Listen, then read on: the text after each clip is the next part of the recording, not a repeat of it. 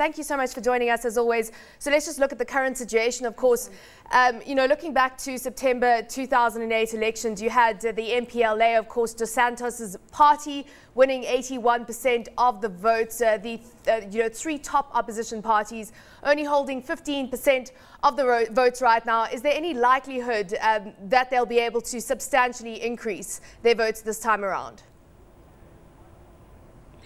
We are looking at a core scenario whereby the MPLA will maintain the majority of votes at these elections. For one, we do believe that they are obviously strong in terms of their dominance in the political environment due to the fact that they've been well funded over the recent past.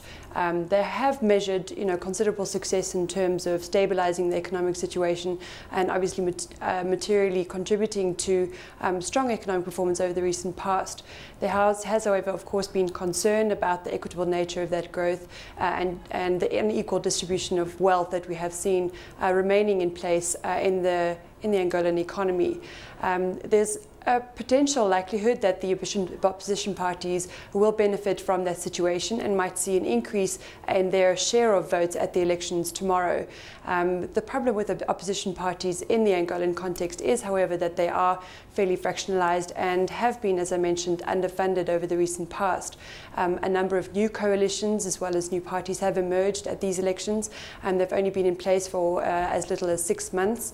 Their manifestos and political objectives have been fairly ambiguous, other than to suggest that they perhaps are keen to see change in the democratic stance of the current environment, as well as obviously seeing more equitable growth in that environment. But the way in which they aim to achieve this is not perhaps very clear to the majority of voters. There has, however, also been a change in the demographic structure of the Angolan society. We have a large share of young voters that potentially will be voting for the first time, which may also lead to some surprising results at the elections tomorrow. Of course, it is this youth that we're focusing on right now, because there's been a lot of anti-government youth protests, and these have said to be dealt with violence, intimidation. Those are the allegations right now. With the median age 17.7, you've got a population that is, majority doesn't have memory of the war years. Is there a likelihood that we could see perhaps, post-election an uprising because of the fact that there's growing inequality on the ground? We have indeed seen some small-scale sporadic protests in Angola over the past 18 months with a number of student organizations as well as veterans taking to the streets to demand, in some cases, social change, as well as to demand increased transfers from the central government. We do, however, believe that while there's been small-scale political protests, it's unlikely that we'll see a mass uprising following these elections, not least because the population is still very cognizant of the extent to which violence can have detrimental impact on society, as they've only recently emerged from a civil war that ended in 2002.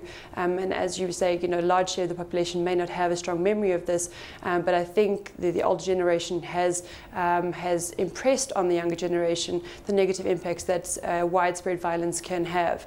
And as I said, the protests we have seen have been, in our understanding, relatively small in their scale, and we do believe that there are significant legal recourses that opposition parties could use should they feel that either this process is scarred with irregularities or has been untransparent in its nature. That's, of course, an allegation right now. We know that the National Electoral Commission is said to be headed by a judge, a senior judge who has allegiances with the majority ruling party. There's also other allegations of fraud.